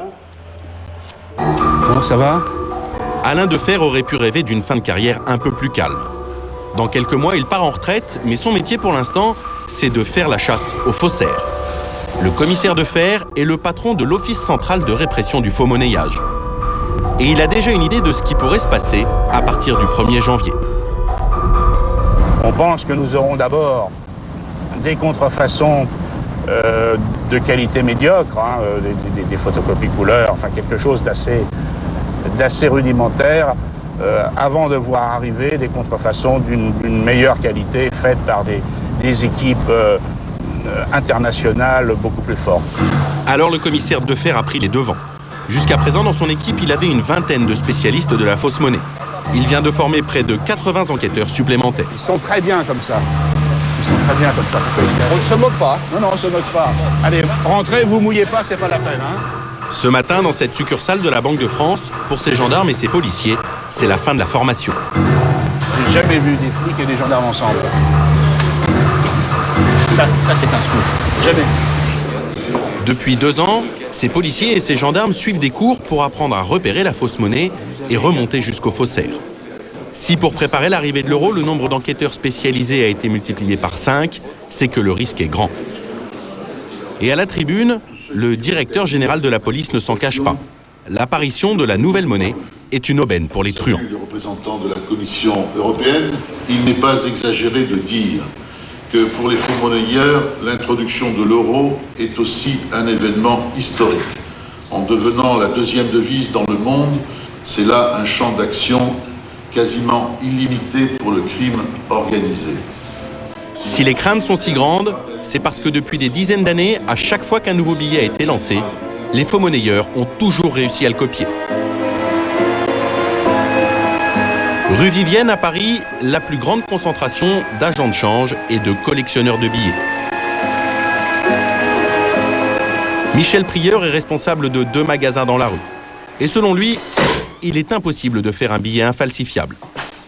Dans l'histoire de la monnaie française, la bagarre entre banque centrale et faux monnayeurs a commencé avec l'apparition de la photographie. Là, vous avez un billet de 1849. Il est en noir et blanc. La photographie arrive. C'est plus possible. On va introduire une couleur. Parce que la photographie couleur n'existe pas. La photographie couleur a beaucoup de difficultés à s'améliorer. Donc ça complique la vie des faussaires. Mais malheureusement, la photographie s'améliore, l'imprimerie aussi, et on est obligé de passer en 2 couleurs. Pourquoi le bleu et le rose? Tout simplement parce que ce sont des couleurs que la photographie avait beaucoup de mal, dans ses premières émulsions, à ressortir correctement. Et évidemment, la photographie continue à s'améliorer. Il faut passer à la vraie couleur. Mais la vraie couleur n'a pas empêché non plus les imitations. La contrefaçon la plus célèbre, c'est ce billet sur l'écran. Un faux 100 francs datant de 1962, l'œuvre d'un faussaire jamais égalé. Il a réussi à fabriquer de A à Z, tout seul, les faux billets les plus parfaits qui aient jamais été trouvés en France. De A à Z, concrètement, ça veut dire quoi? Concrètement, ça veut dire par exemple qu'il fabriquait le papier des billets lui-même à partir de papier à cigarette qu'il mouillait et il refaisait sa pâte à papier lui-même. Il avait regravé ses plaques, il faisait ses couleurs, c'était extraordinaire. Ce génie du faux monnayage, il s'appelle Bojarski, un immigré polonais. Dans la cave de son pavillon, cet ingénieur avait réussi à reproduire à peu de choses près les mêmes techniques de fabrication que celles de la Banque de France. Pendant 20 ans, il a utilisé ses billets pour son usage personnel en achetant des bons du Trésor. Il faudra l'intervention d'un guichetier particulièrement attentif pour l'arrêter, car ces contrefaçons avaient quelques défauts. Le plus visible, si l'on peut dire, cette petite fleur à 5 pétales. Sur l'original, il y en a 6. Dans son atelier, la police mettra la main sur l'équivalent de 300 millions de francs en faux billets. Il sera condamné à 20 ans de travaux forcés. Aujourd'hui, il est mort, mais les collectionneurs s'arrachent ses billets. Ce sont des billets qui se trouvent très difficilement et ceux-là ont été vendus 14 000 francs la paire. Pour voir une telle pièce de collection, il faut aller dans le bureau du patron de l'Office de répression du faux monnayage. 40 ans plus tard, les Bojarski sont les seuls billets exposés sous verre. C'est certainement le plus beau billet du siècle. Billet français, s'entend, du siècle. Le plus beau faux billet? Faux billet, s'entend, oui. Ici, il n'y a que des faux. Normalement, si vous récupérez un faux billet, la banque ne vous dédommage pas, c'est tant pis pour vous. Mais les Bojarski étaient tellement bien imités que cette fois-là, l'État les a remboursés. Alors de quels moyens dispose la police pour lutter contre les faussaires? Comment éviter, comme ce fut le cas pour Bojarski, de passer 20 ans à courir derrière un faux monnayeur? Le cas de Bojarski était quelque chose de tout à fait exceptionnel, parce que lui, il allait vers la perfection. Le faussaire, lui, n'a qu'une seule idée en tête, c'est de faire passer à son billet le premier échelon, le premier écran, qui est l'écran du consommateur. Donc, il va s'ingénier, n'est-ce pas, à faire une copie qui soit aussi bonne que possible, mais aussi bonne que possible, ça ne veut pas dire forcément extraordinaire. Résultat, la plupart des contrefaçons sont loin d'être parfaites. Et pour cet homme, chaque erreur est un indice. Le commandant Bertrand est un des spécialistes techniques de la police. Dans son petit laboratoire, il passe des heures à traquer au microscope la façon dont les faux monnayeurs essayent d'imiter les sécurités des billets actuels. Dans les sécurités également intégrées sur le billet authentique, dans cette partie-là, vous avez des micro-lettres. Sur cette contrefaçon, les micro-lettres n'ont pas pu être imitées. Lorsqu'on incline le billet, l'encre va changer de coloration. Sur la gamme française, vous allez avoir un changement de couleur du vert jusqu'au bleu. Et là, dans le cas précis, l'encre utilisée ne permet pas cette variation optique de la couleur. Toutes ces petites erreurs sont autant de débuts de piste. Ce laboratoire nous permet de faire des analyses visuelles, physiques, et qui peuvent orienter des enquêtes, effectivement, à partir de l'identification du papier, de l'identification des process d'impression utilisés. En clair, il va ainsi pouvoir déterminer si le faux a été fait dans une imprimerie traditionnelle ou sur un photocopieur. Si pour la police, discerner un vrai d'un faux n'est pas très compliqué, pour le grand public, c'est une autre affaire. Retour chez notre vendeur de billets. Depuis 3 ans, il s'est constitué une collection de faux 500 francs. Un billet en principe quasi impossible à imiter. Michel garde ses faux parce que dans quelques années, il pense pouvoir les revendre très cher. Les erreurs des faux monnayeurs sont tellement minimes que sur certains billets, il faut une loupe pour les voir. Tout particulièrement, vous avez celui avec la faute d'orthographe dans le texte de loi ici, où les faussaires ont écrit amende avec 2 M, qui sera certainement un billet très recherché par les collectionneurs. Les escrocs ont peut-être des problèmes d'orthographe, mais ça ne les a pas empêchés d'écouler leurs billets. Ils sont tellement bien faits que mélangés avec des vrais, il est impossible de les distinguer sous une lampe à ultraviolet. Cet appareil utilisé en général par les commerçants et même les guichetiers de banque. On ne détecte absolument rien. Chaque année, la Banque de France retrouve environ 150 000 faux billets dans ses machines de tri. Ça représente 0,01% des billets en circulation, une goutte d'eau. Alors, qui sont les faux monnayeurs? D'abord, il y a les professionnels du banditisme, qui utilisent de vraies imprimeries. La dernière grosse affaire remonte à 1997, dans cette petite rue de Marseille. Les policiers débarquent chez un imprimeur en plein travail. Ils découvrent 450 000 faux billets, le résultat de 10 ans d'enquête. Ce sont des affaires quand même relativement exceptionnelles. Des imprimeries clandestines de ce type, on en fait une par an, ou une tous les 2 ans. C'est un peu comme les laboratoires de stupéfiants, c'est quelque chose de très très difficile à faire. Mais depuis 4 ans, l'équipe du commissaire de Fer est confrontée à un nouveau phénomène en pleine explosion. Les faux billets faits avec des photocopieurs et des imprimantes de bureau. Ce sont aujourd'hui 30% des contrefaçons. 1997, à Thann, en Alsace, cette boulangère se retrouve avec plusieurs faux billets de 200 francs dans sa caisse. Il ne faudra qu'une semaine aux gendarmes pour démanteler la filière. L'énigme sera résolue au lycée. Il s'agit de lycéens manifestement férus en informatique, doués en informatique, qui ont profité donc du matériel mis à leur disposition au sein de leur établissement scolaire pour scanner de fausses coupures de 100 et 200 francs, qu'ils ont ensuite reproduit sur disquette et affiné sur du matériel personnel à la maison. Les faussaires, 6 adolescents de bonne famille qui voulaient se faire de l'argent de poche. Ils n'ont écoulé qu'une quinzaine de billets. La justice les a condamnés à des travaux d'intérêt général. Mais fabriquer des faux billets, ça peut coûter beaucoup plus cher. C'est écrit sur toutes les coupures, 30 ans de prison et 3 millions de francs d'amende. Pourtant, certains en font régulièrement et même en très grosse quantité, sans être inquiétés. 3 millions, j'ai compté 2 fois. De 5, je suis sûr. Au cinéma, pour remplir un appartement avec des dollars. Il nous faut plus de place. Ou plus simplement, une valise. Même si les acteurs sont rondement payés, inutile de les tenter. Et ça? Idem dans cette série française où le gentil policier a la mauvaise idée de brûler le magot des méchants méchants. Qu'est-ce qu'il fait, mec? Mais arrête! Arrêtez! Qu'est-ce qu'ils vont dire dans sa sauce? On va être à l'amende! Imprimer des faux billets pour le cinéma, c'est toléré, mais ça reste illégal. Alors ceux qui en font préfèrent rester anonymes. On va faire ce que vous dites!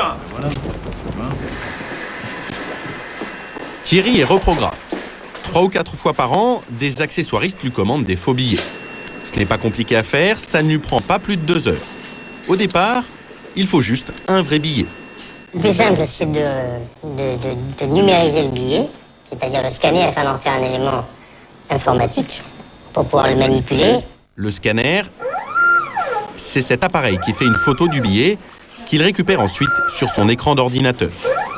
À l'aide d'un programme informatique, il va pouvoir modifier cette image. À chaque fois, Thierry rajoute un avertissement sur le billet pour s'assurer que personne ne cherche à l'écouler.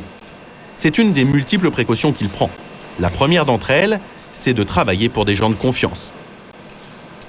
Ce sont des gens qu'on connaît, des accessoiristes de cinéma, avec qui on ne fait pas que des billets, donc on fait des accessoires de cinéma, faux journaux, fausses étiquettes, fausses affiches, etc. On demande une lettre à la production qui s'engage à détruire les billets qu'on leur a donnés après le tournage, et surtout qui nous dégage de toute responsabilité par rapport à l'usage de ces billets. Pour éviter d'avoir des problèmes, Thierry ne cherche pas à faire des faux parfaits. Pourtant, grâce à l'informatique, il pourrait. Par exemple, il existe sur les billets des sécurités comme cette bande argentée réfléchissante qui, après passage au scanner, apparaît noire. Un défaut qui peut se corriger. Vous voyez là, par exemple, ici, on pourrait très bien retrouver un peu de matière argentée qui nous suffirait, à l'extrême limite, de pouvoir reproduire, dupliquer. Tout est faisable.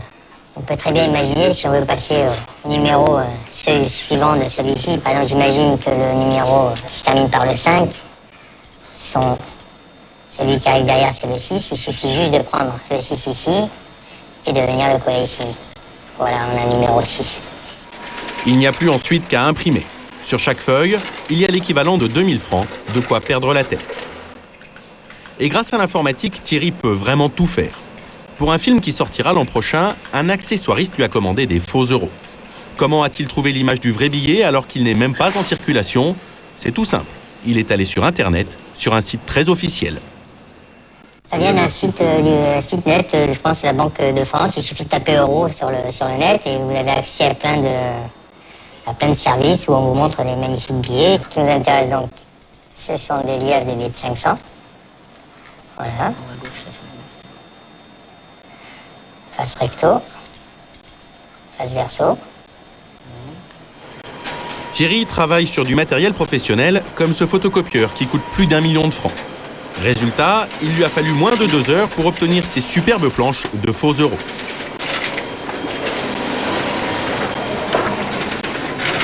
Vérifiez le calage, pas mauvais. Pour finir le travail, il passe le tout au massicot avant d'en faire des liasses.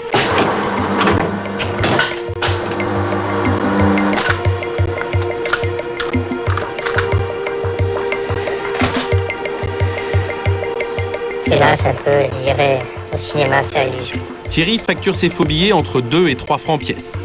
Si ce n'était pas pour le cinéma, tout cela, nous vous le rappelons, est passible de 30 ans de prison et 3 millions de francs d'amende.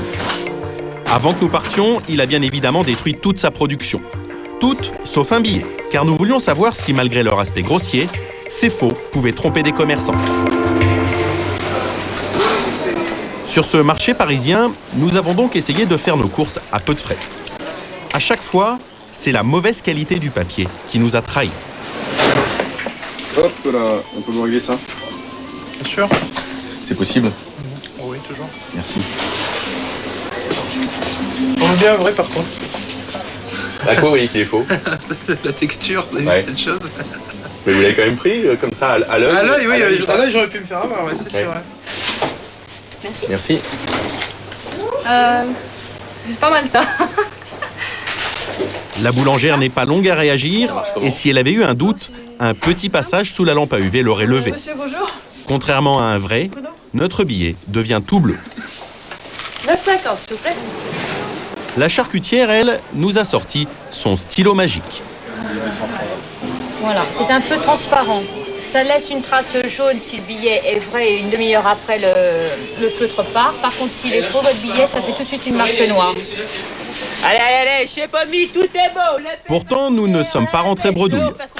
Ce primeur nous a vendu des melons et il n'a rien vu. 40, merci. Ouais, alors je vais passer à M6. 3 melons, donc ça nous fera 56. Il nous a même rendu la monnaie avec, en prime, un vrai billet de 100 francs. Merci. Voilà, filmez l'argent aussi. Voilà, l'euro il approche, l'euro il arrive. 1er décembre, on est prêt pour l'euro, 1er janvier, excusez-moi. Ça, il m'a traumatisé. Prêt pour l'euro, mais pas pour les escrocs. Quelques instants plus tard, nous lui demandons de ressortir notre billet. Ah mais attends, il est fou, vous foutez de ma gueule ou quoi là? Vous avez mis du temps à le voir. C'est pas celui-là qu'on vous a donné? Si, c'est celui-là, il est dans ma poche. Sinon, les autres billets, je l'aurais mis dans ma poche. À quoi vous voyez qu'il est faux notre billet? Billets sans valeur, au papier, à tout. C'est marrant parce que quand on vous l'a donné tout à l'heure, vous avez rien vu. Non, mais j'avais pas fait attention. Avec un simple ordinateur et une imprimante, des apprentis faussaires peuvent donc arnaquer des commerçants distraits ou naïfs. Pour empêcher cela, les constructeurs de matériel de bureautique ont mis au point des procédés anti-contrefaçon. En banlieue parisienne, les bureaux d'un des leaders mondiaux de l'imprimante et de la photocopieuse. Claude Duvernay est le responsable de la communication. La première précaution, ce petit avertissement apposé sur toutes les machines qui précise qu'il est interdit de reproduire des billets et des documents officiels. Est-ce que ça arrête les escrocs? Rien n'est moins sûr. Alors une autre protection a été installée sur la nouvelle génération de machines. Il est toujours possible de copier une face d'un billet, mais la seconde, elle, s'imprime en rose. Le copieur a reconnu une image, donc vous savez que stocker des images dans de la mémoire, c'est pas un problème. Et à partir de ce moment-là, dès l'instant que je sais reconnaître une image, quand on me demande de la photocopier, eh bien le système prévoit une sorte de virus qui rend tout à fait inexploitable la copie. Le copieur intelligent, c'est tout nouveau et ça devrait éviter pas mal de faux euros. Mais sur les anciens modèles et sur les imprimantes, comme celle qu'utilise Thierry, notre reprographe de cinéma, il existe une autre protection. Sur toutes les feuilles qu'elles impriment, les machines laissent leur empreinte. Ce sont ces tout petits points. Pour la démonstration, ici, ils sont noirs, mais en temps normal, ils sont jaune pâle, quasiment invisibles. Ces copies sont encodées. Et c'est un codage qui est absolument invisible à l'œil nu, mais qui permettrait éventuellement aux autorités judiciaires de pouvoir retrouver la machine avec laquelle ces billets ont été copiés. Et chaque machine a son propre code, sa propre plaque d'immatriculation. Ainsi, en analysant les billets que Thierry a fabriqués, la police peut retrouver les références exactes de son imprimante et donc remonter jusqu'à lui en quelques heures. Avis à tous ceux qui auraient décidé de passer leur réveillon à faire des faux euros sur leur ordinateur. Voilà, et puis répétons-le, les faux monnayeurs risquent 30 ans de prison et 3 millions de francs d'amende. Pour ceux qui ont été étonnés d'entendre un témoignage anonyme de cette personne qui faisait des faux accessoires pour le cinéma et donc des faux billets, sachez simplement qu'il tenait à préserver son anonymat pour ne pas être embêté demain dans la rue par quelqu'un qui viendrait lui demander de faire des faux billets. Alors, Natacha Lemoine, vous êtes caissière chez Auchan, on dit hôtesse de caisse maintenant. Vous nous direz tout à l'heure comment vous sont apparus ces nouveaux billets en euros, puisque vous avez été parmi les premières à pouvoir les découvrir, en suivant notamment un stage à la Banque de France pour savoir comment repérer les faux des vrais. Jean-Claude Trichet, il y a une inquiétude aujourd'hui avec ces faux billets parce qu'il y a un grand marché qui s'ouvre pour les faux monnayeurs, c'est ce qui a été dit au début de ce reportage. Est-ce que vous avez une inquiétude aujourd'hui de la fausse monnaie et comment peut-on aujourd'hui s'assurer qu'on ne va pas nous refourguer des faux euros? Je dois dire que d'abord, il faut faire attention, il faut regarder.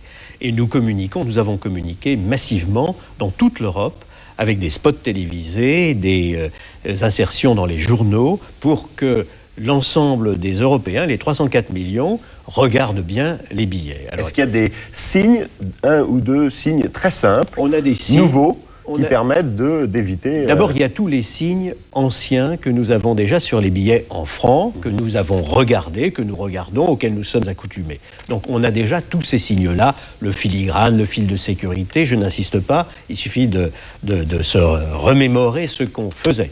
Et puis alors, vous avez une novation sur les nouveaux billets, ce sont une bande holographique. Holographique, ça veut dire quoi? Holographique, ça veut dire que selon que vous regardez dans un sens ou un autre, certaine inclinaison, vous voyez des choses différentes qui apparaissent. D'accord. Alors c'est une bande. Vous avez ça, les Français y sont très habitués, sur les cartes interbancaires, sur les cartes bleues, les cartes de crédit bleues, voilà. vous avez ça. Donc on aura ça sur de manière argentée. Sur les billets de banque, ça apparaît de manière argentée et de manière différente sur les petits billets, où il y a toute une bande. Une bande jusqu'à 20 euros. Et sur les gros billets, à partir de cela, à partir du 50, où vous avez un petit rond, une petite pastille, d'accord. Une pastille hologramme. D'accord. Alors ça, compte tenu du fait qu'on a déjà tous les signes de sécurité auxquels on était accoutumés, y compris pour les gros billets, l'encre à couleur changeante selon qu'on l'incline. C'est-à-dire que quand on tourne le billet, on voit le chiffre qui apparaît avec une couleur différente. On incline le billet, on voit changer la couleur des chiffres qui indiquent la valeur du billet. Il y a beaucoup de technologie dans ce billet. ces billets sont bourrés de technologie. Combien ça coûte ? Les billets de banque sont bourrés de technologie. C'est la raison pour laquelle ils n'ont rien à voir avec les Monopoly ou les jetons de Monopoly qu'on a vus tout à l'heure. Vous l'avez fait, je rappelle que la fausse monnaie, c'est un crime. Et ça vaut 30 ans de prison. Oui, ça, il faut le savoir. Oui, absolument. Aujourd'hui, il y a plus de technologie dans ces euros que dans les francs ? Il y a en effet encore plus de technologie. Nos billets francs de la nouvelle gamme étaient déjà très technologiques, mais il y a encore plus de technologie puisqu'il y a ces effets holographiques et puis d'autres choses sur lesquelles, dans le détail desquelles je ne peux pas entrer. Ils sont très techniques. Dans le détail desquels vous ne pouvez pas entrer parce que c'est trop compliqué ou parce que non, c'est confidentiel ? Parce que vous ne voulez pas donner d'infos aux faux monnayeurs. D'abord, effectivement, et puis parce qu'au total, il y a 63 points techniques de reconnaissance des bons billets. Combien ça coûte à fabriquer un billet ? Alors, ça coûte, d'abord, ça coûte selon les différentes imprimeries. Moi, je peux parler de nos imprimeries à nous. Oui, parce que c'est vous qui, aujourd'hui, les imprimeries de la Banque de France, dans la quasi-totalité, qui fabriquent les euros. Nous avons nous-mêmes notre propre fabrication de papier et de billets de banque. Donc nous avons notre imprimerie et nous avons notre papeterie. Nous faisons d'ailleurs de grands efforts pour être plus compétitifs, parce qu'il faut qu'on fabrique au meilleur coût dans l'intérêt de tous les Français. La Banque de France et de tous les Français, bien sûr. Qui sont vos concurrents ? Et nos concurrents, c'est tous les autres. Nous avons 14 imprimeries en Europe qui ont fabriqué de l'euro. Il y a des imprimeurs privés aussi ? Il y a des imprimeurs privés, il y a des imprimeurs publics. Qui sont la Banque de France aujourd'hui. Pour les prix, alors je peux vous parler des prix de la Banque de France. Nous étions à 86 centimes par billet pour ce qui concernait la Banque de France donc en 2001. Nous pensons être à 76 centimes en 2002 et notre plan nous conduit à être en dessous de 50 centimes en de voilà le programme de la Banque de France. Pour fabriquer un billet en euros. Des billets en euros. C'est la moyenne, ça. D'aussi bonne qualité, de qualité parfaite par définition, bien sûr, mais au moindre coût aussi. Natacha Lemoine, quand vous avez touché les premiers euros, quel sentiment vous avez eu ? Ils sont agréables, vous avez été parmi les premières à les découvrir dans ces stages de formation. Oui, tout à fait. J'ai suivi une formation à la Banque de France. Donc, au niveau de la texture des billets, ils sont très très doux au toucher. Une question aussi... Peut-être parce qu'ils sont neufs. Oui, il y a peut-être ça aussi. Probablement. Sans doute. Aussi une question de couleurs. Les couleurs sont beaucoup plus intenses qu'auparavant. Et des hologrammes qui ressortent, enfin tout ceci. Quand les gens vont défiler à la caisse, est-ce que vous pensez qu'il y a un risque de confusion possible ? Est-ce que vous pensez que vous aurez le temps de vérifier les billets au moment des paiements quand ils seront effectués en liquide ? Mais ça, le temps, on ne peut pas vraiment le dire parce que tout dépend de la fluidité qu'il peut y avoir en caisse. Après, au niveau de détection des vrais ou faux billets, ça, de toute façon, on va suivre une formation qui sera adaptée d'ici une quinzaine de jours. Est-ce que vous avez peur aussi du rendu de la monnaie ? On va payer en francs parfois et vous rendrez des euros. Combien de temps ça va prendre ? Disons, au niveau du rendu monnaie, on a pris la décision de pouvoir expliquer correctement au client la monnaie qu'on lui rend. C'est-à-dire, je vais vous prendre un exemple tout bête. Si par exemple le client en a pour 500 francs actuellement, on va lui rendre la monnaie en euros, disons 58,20 €. On va lui expliquer en mettant dans sa main les 58,20 €. C'est-à-dire, au fur et à mesure, on va mettre les pièces et au fur et à mesure, on va lui expliquer les pièces. Comme ça, le client va repartir et n'aura pas un doute. Il sera vraiment la monnaie qu'il aura. Ça va prendre du temps. Oui, c'est nécessaire, mais ça va prendre du temps. C'est nécessaire par rapport au client, oui, pour qu'il soit un peu plus à l'aise. Est-ce que les gens payent plus en liquide aujourd'hui pour écouler leurs francs ? Est-ce que vous avez constaté ça ? Moi, personnellement, non, pas spécialement. Ils sont comme d'habitude. D'accord. Alors, ça va demander beaucoup de travail, en plus. Vous allez avoir des primes spéciales euros Non, c'est pas prévu. C'est dans le travail, c'est pas prévu. Bon, très bien. Jean-Claude Trichet, une question toute simple qu'on se pose, un peu naïve, évidemment. On se dit, mais à partir du moment où on va mettre des nouveaux billets en circulation, pourquoi est-ce qu'on n'en émet pas plus, on n'en produit pas plus, on sera tous un peu plus riches si on mettait plus d'argent en circulation ? Oui, c'est une blague, ce serait une illusion. On donnerait de plus en plus de billets et les billets vaudraient de moins en moins, bien sûr. C'est ce qu'on appelle la hausse des prix, l'inflation, on appelle ça de diverses manières. C'est ça, la planche à billets, en fait, c'est une illusion, c'est-à-dire que si on la fait fonctionner... Si on la fait fonctionner, bien entendu, tous les billets s'appauvrissent, si je puis dire, et tous les Français s'appauvrissent en réalité. C'est la raison pour laquelle il faut bien gérer la monnaie sérieusement, sous le contrôle d'ailleurs des Français qui sont très vigilants s'agissant de la hausse des prix. C'est ça, les billets s'appauvrissent parce que plus il y en a, plus, individuellement, ils perdent de la valeur. Bien sûr, voilà. bien sûr. Bon, très bien. Alors, merci d'avoir été avec nous. Merci à vous. Ce passage à l'euro, évidemment, c'est aussi une perte de repères, parce qu'on se dit, les prix en francs, on voit comment les comparer. En euros, ça sera plus difficile. Le double affichage, il y a un moment où on ne l'aura plus.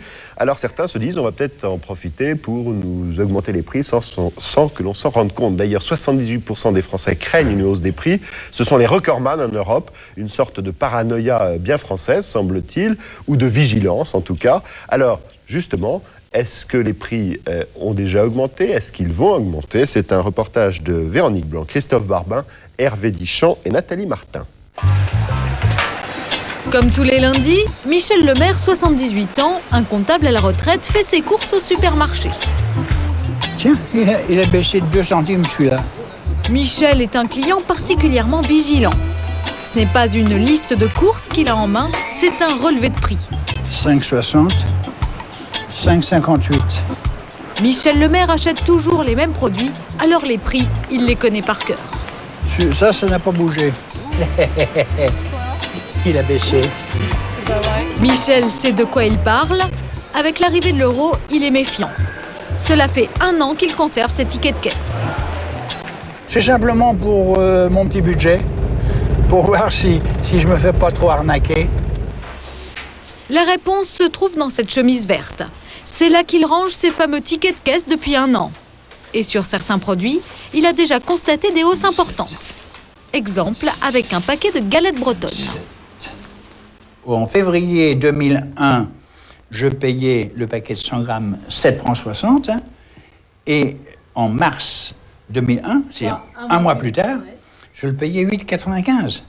Calculez comme vous voudrez, ça fait 17,7 de plus pour cent. En 1 mois. En 1 mois. Son rouleau d'aluminium en a aussi pris un coup. Le 29 janvier, je le payais 31 francs. Le 22 octobre, je le paie 38 francs 11. C'est-à-dire 23% de plus. Moi, je suis vigilant. Puis, une fois que j'ai constaté tout ça, je fais quoi? Pas grand-chose à faire, en effet. Depuis 86 en France, les prix sont libres. Des hausses, il y en a régulièrement. Mais cette année, Michel Lemaire, comme tous les Français, y fait plus attention à cause de l'arrivée de l'euro. À y regarder de plus près, pas de quoi s'affoler. L'an dernier, les prix avaient augmenté de 1,9%. Cette année, c'est même un peu moins, la hausse globale n'est que de 1,8%. Mais il y a des exceptions. Et en ce moment, la moindre augmentation échauffe les esprits. Le ministre de l'économie et des finances, en personne, se veut très vigilant. Beaucoup de gens, beaucoup de commerçants, etc. font les choses parfaitement bien, mais il y en a un certain nombre qui abusent et nous ne sommes absolument pas disposés à tolérer cela. Il faut, et c'est le cas, la vigilance des consommateurs est absolument décisive et il y a la vigilance de l'administration. Surveiller des prix qui sont